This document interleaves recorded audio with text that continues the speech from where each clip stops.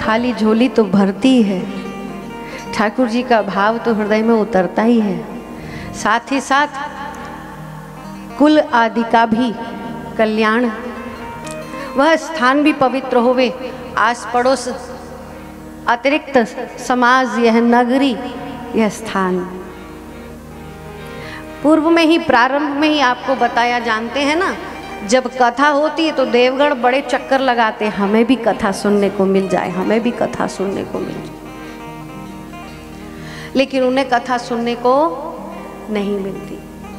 कथा सुनने के लिए उन्हें बड़ा प्रयास करना पड़ता है, हमारी आँखियों में आकर के बैठना पड़ता है, हमारी इंद्रियों में आकर के बैठना पड़ता है, लेकिन ये इंद्रियां बड़ी चलाए मन कहीं कहीं ले जाती हैं हमको।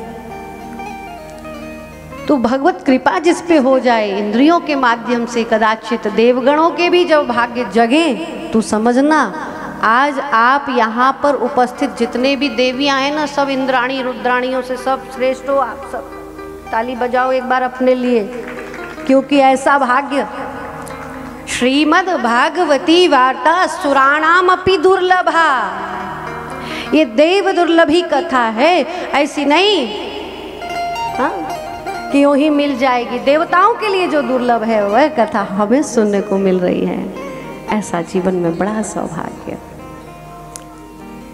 हमें हमारे लक्ष्य तक पहुंचावे। जीवन में ध्यान रखिएगा, किसी भी कार्य को जब हम करते हैं, किसी भी क्षेत्र में आगे बढ़ते हैं, किसी भी संकल्प को पूर्ण करने के लिए अपने लक्ष्य को सदैव स्मरण रखना बहुत आवश्यक है। और ऐसा कब होता है, कैसे होता है? अभ्यास योग युक्तेन चेतना नान्यगामिनः। एक बड़ी अच्छी सूक्ति दी है, संत कहते हैं कि जिसका अभ्यास दृढ़ हो, जिस बच्चे ने पाठशाला का पाठ पूर्णतः पहले ही याद कर लिया है, उसके स्मरण में सारे शब्द सारे उत्तर बने हुए हैं, वह कितना भी खेले घूमे कूदे कुछ भी करे, उसे वह स्मरण अटल बना रहेगा।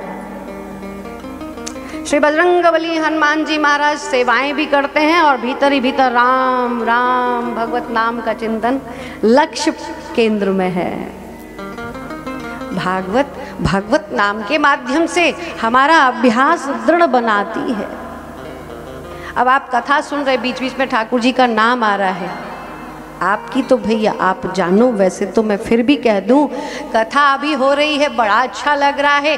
कथा से जब आप जाते हैं थोड़ी थोड़ी देर चिंतन चलता है, और अभी तो कल का शेष है, फिर तो हम चले जाएंगे। तो अभी आपको दिनों दिन ये यादें, जैसा जैसा समय आएगा, कभी कहीं कोई तो भी लीला सुनोगे, कहीं दर्शन करोगे, मार्ग में मंदिर में जा रहे होगे, कहीं किसी संत को देख लोगे, हो सकता है नारद जी की याद आ जाए, कहीं ठाकुर जी का दर्शन करोगे, कन्हैया की याद आ जाए, कथा की मीठी मीठी भरी भरी बातें, कहीं भजन सुनोगे, बांसुरी की याद आ जाएगी।